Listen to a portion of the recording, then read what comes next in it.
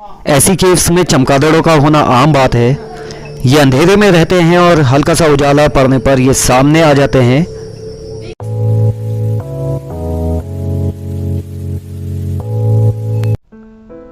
Hello guys, welcome to incredible journey और मैं हूं मोहम्मद जावेद हुसैन, आपका दोस्त, आपका होस्ट। और इस वक्त मैं हूं 12 पत्थर पर। यहां पर NTMC जो क्लब है वो रॉक क्लाइंबिंग का कोर्स भी करवाता है। हम लोग चलेंगे अंदर और देखेंगे कौन कौन सी एक्टिविटीज़ हो रही है, कौन कौन सी चीज़ें यूज़ की जाती है एक्टिविटीज़ के लिए, जैसे कि रोप है, कैराबिनर है और जितनी भी चीज़ें हैं। तो चलते हैं अंदर की तरफ।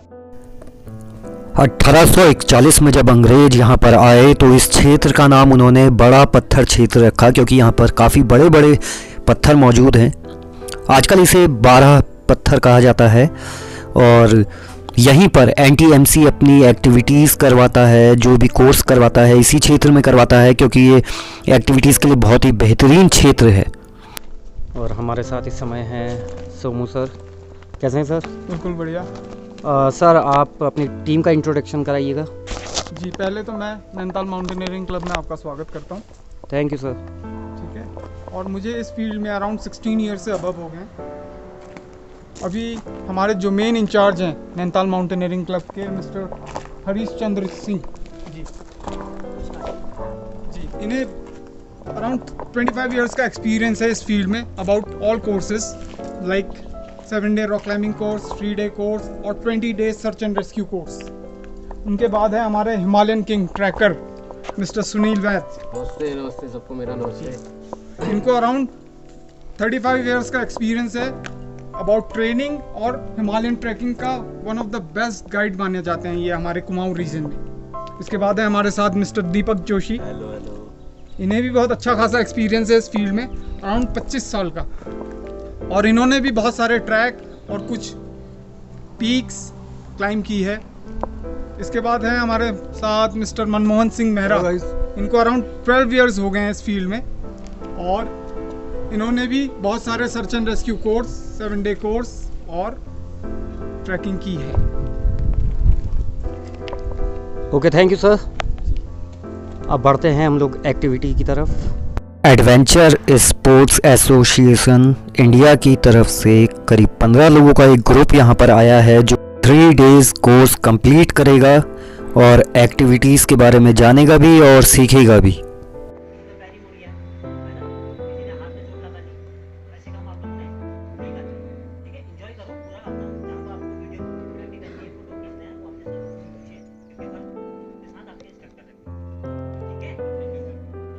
अभी क्या है, सबसे पहले आपके जाने से पहले हम अपने जो इंस्ट्रक्टर के साथ आपके चलेंगे, थोड़ा इंट्रोडक्शन आपका होना चाहिए, है ना। तो हमारे सीनियर इंस्ट्रक्टर सुनील वैद जी, गुड आफ्टरनून बच्चों। दीपक जोशी, सोमनाथ, मनमोहन, संजीव टमटा एंड भुवन। ठीक है, ये सब आपके साथ रहेंगे। तो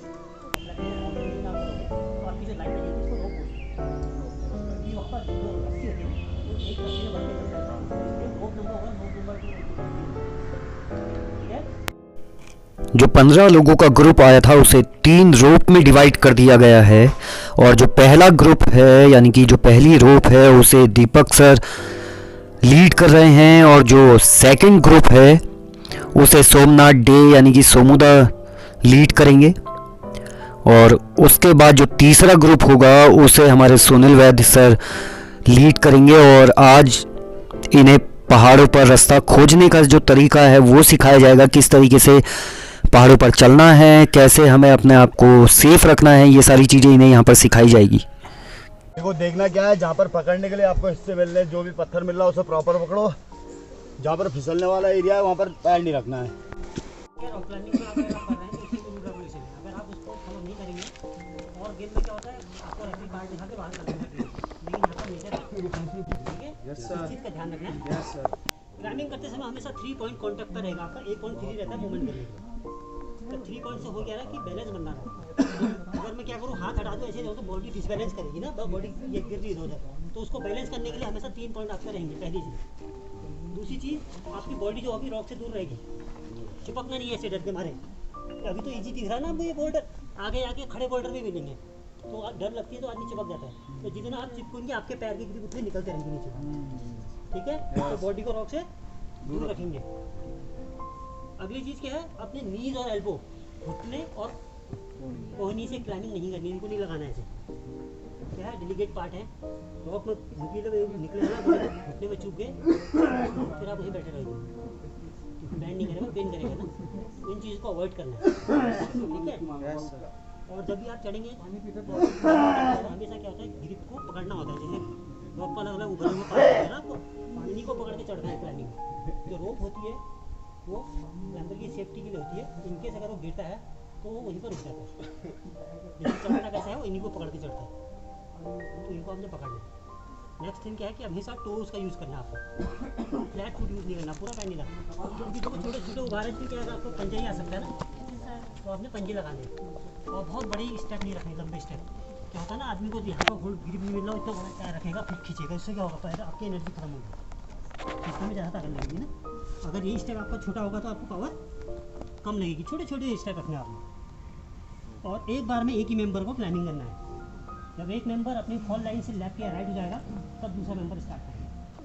ये हैबिट बनाओ, क्योंकि आगे जाके आपको टफ मिलेंगे रॉक, फिर वहाँ पर ये आदत रहेगी। हील अप कर लो, टो डाउन कर लो, ऐसे करके ना। इसका ध्यान रखना, आप हम लोग आ रहे हैं ना, ईद में जाने से पहले देखो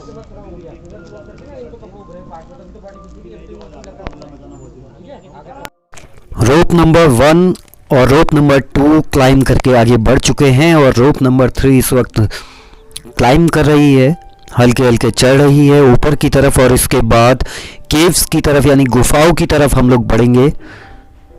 पहाड़ों को पार करने में केव्स बहुत ही महत्वपूर्ण हिस्सा निभाती है। कुछ जगह ऐसी होती है जहाँ पर रास्ता नहीं होता है, और वहाँ पर केव्स के द्वारा ही बाहर निकला जाता है। तो यहाँ पर भी आप देख रहे हैं कि किस तरह से केव से ये लोग बाहर निकल रहे हैं एक एक करके, और साथ में ही जो इंस्ट्रक्शन इन्हें दिए जा रहे हैं उन्हें ध्यान में रखते हुए ये आगे बढ़ रहे हैं। तो पहली केव्स ये लोग पार कर रहे हैं। आप देख रहे हैं कि काफ़ी छोटी केव्स थी, लेकिन उसके बावजूद काफ़ी दिक्कतों भरा रास्ता है। थोड़ी सी दिक्कत हो रही है इन लोगों को केव से बाहर निकलने में, और उसके बाद हम आगे बढ़ेंगे।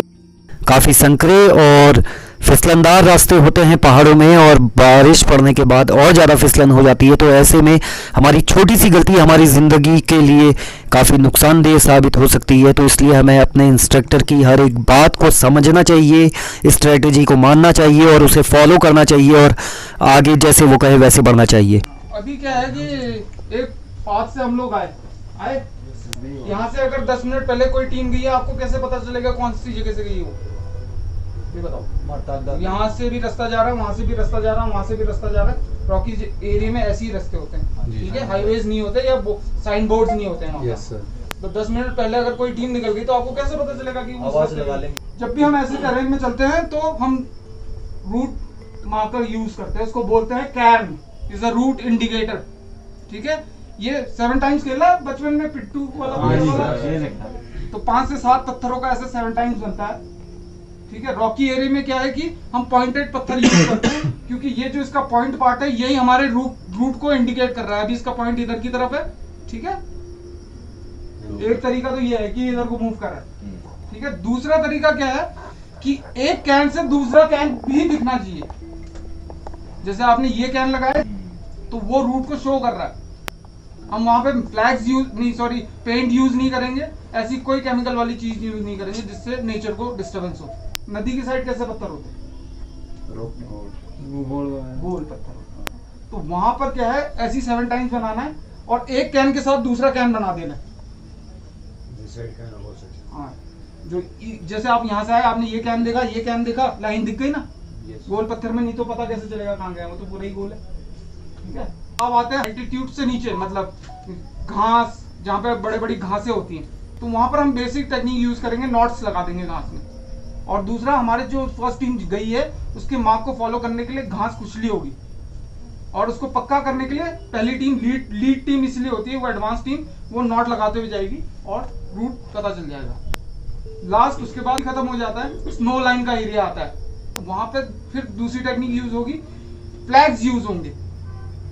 10 से 12 फीट के बांस के बम्बू में आप कपड़ा लगाएंगे, अट्रैक्टिव कलर जो दूर से विजिबल, ठीक है। और उस कपड़े में भी ये खासियत होनी चाहिए कि वो वेजिटेबल कलर या डाइड कलर से भीगने पे रंग छोड़ने वाला कपड़ा होना चाहिए। समझ रहे हैं क्यों? क्योंकि हम नीचे वाले ऑल्टीट्यूड में इतनी स्नो यहाँ नहीं पड़ती है, पर अगर हम हिमालयन रेंज में हैं तो वहाँ पे 5-6 feet 8 feet 10 feet with in a movement snow पड़ने लग जाती है, 1 घंटे में 2 घंटे में कवर होती है। तो एक टीम चलेगी और स्नोफॉल हो गया, फिर बाद में जब वेदर क्लियर हुआ तो वो रूट ही बंद हो गया। तो उस कपड़े का फायदा ये होगा, वो वहाँ पे रंग छोड़ेगी और रूट को विजिबल कर देगी। समझ गए? इसका नाम क्या है? Cairn, CAIRN, cairn is the route indicator. ठीक है, हमारी माउंटेनियरिंग टर्मिनोलॉजी में इसे कैर्न कहते हैं। और ये जो फॉर्मेशन देख रहे हैं आप, ये रॉक, एक रॉक दूसरी रॉक को सपोर्ट कर रही है ना, इसे बोलते हैं buttress formation. One rock supporting another rock is called buttress formation. ठीक है, ऐसी फॉर्मेशन कहीं भी मिलेगी तो आप सीधे बोल सकते हैं बटरस फॉर्मेशन है। इसका रीजन क्या है? माउंटेन टर्मिनोलॉजी का रीजन ये है कि आपके साथ कोई फॉरेनर बंदा हुआ और उसने ये सब चीजें सीखी हुई है, तो आपको कम्युनिकेशन करने में दिक्कत नहीं आई। आपने बोला दिस इज द कैन, तो वो सीधे वो कैन पे नजर मारे। ये बटरस फॉर्मेशन है ना? तो टेक्निक ये है। ठीक है, तो दूसरी केव पार करते हुए इंस्ट्रक्शंस लेकर अब ये आगे बढ़ रहे हैं और इस वक्त ये पहाड़ के टॉप की तरफ, यानी कि पहाड़ की सबसे ऊंची चोटी पर पहुंचने वाले हैं। और यहाँ पर आपको देखने को मिलेगा नैनीताल का बेहद खूबसूरत नज़ारा। अब यहाँ से हम आगे बढ़ेंगे और बारापत्थर की चोटी से आगे बढ़ते हुए हम जाएंगे तीसरी केव की तरफ। यहाँ पर हमारा ये आपकी जस्ट बैक साइड में जो दिख रहा है, हल्की हल्की दिख रही पीक, इसे बोलते हैं कैमल्स बैक। यहाँ की सेकंड हाईएस्ट पीक है। तो फर्स्ट हाईएस्ट पीक कौन सी बताई थी मैंने? China peak. उसकी हाइट कितनी बताई मैंने? 2611 मीटर।